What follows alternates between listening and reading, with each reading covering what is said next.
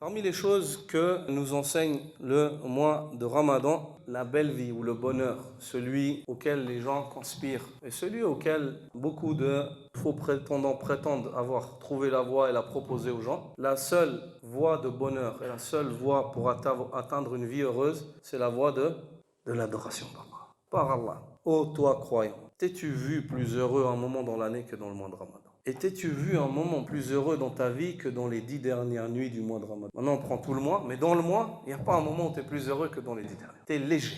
Léger pour le culte, léger pour le jeûne, léger pour le dhikr, pour l'invocation.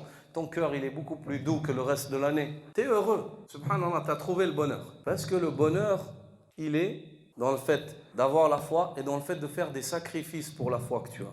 Le fait d'assumer cette foi-là par les actes. Imanan, on revient de nouveau à ce point-là. Wahtisaba, par foi et espoir de foi. C'est le fait d'avoir la foi et d'assumer ta foi. Le fait d'avoir la foi et d'assumer ta foi par les actes. Et ceci est la voie du bonheur. Allah Azza wa Jal promet cela. Il dit Man amila salihan min dhakarin aw untha wa huwa mu'min falanuhyiyannahu hayatan tayyiba wa lanajziyannahum ajrahum bimala bi ahsani ma kanu ya'malun. Celui qui fait don d'œuvres pieuses, c'est celui qui espère. Donc on a l'espoir de récompense. Homme ou femme, tout en étant croyant, ici c'est la foi. On revient aux deux points que le prophète sallallahu a mentionnés. La promesse. Il aura une belle vie. Il aura une belle vie. Pourquoi sa vie, elle aura du sens? Parce que ses efforts et ses investissements, il les investit dans un compte qui s'appelle le compte de l'éternité.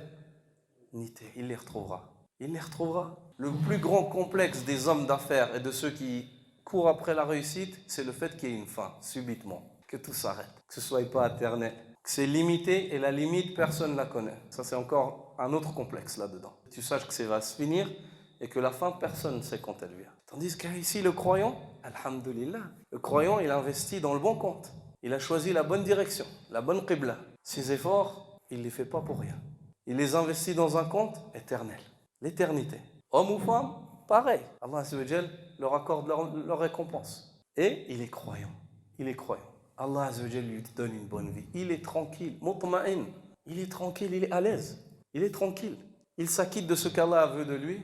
Il patiente et il est reconnaissant vis-à-vis d'Allah. Donc le mois de Ramadan, il vient te montrer que si pendant le mois de Ramadan tu es plus heureux, tu as été plus heureux, toi croyant, que dans les autres mois, pourquoi? Parce que tu as employé ce corps qu'Allah t'a donné sur la chose primaire pour laquelle il l'a créé, qui est وَمَا خَلَقْتُ الْجِنَّ وَالْإِنسَ إِلَّا لِيَعْبُدُونَ. Je n'ai créé les djinns et les hommes que pour qu'ils m'adorent. Tu as employé ce corps-là dans la ibada.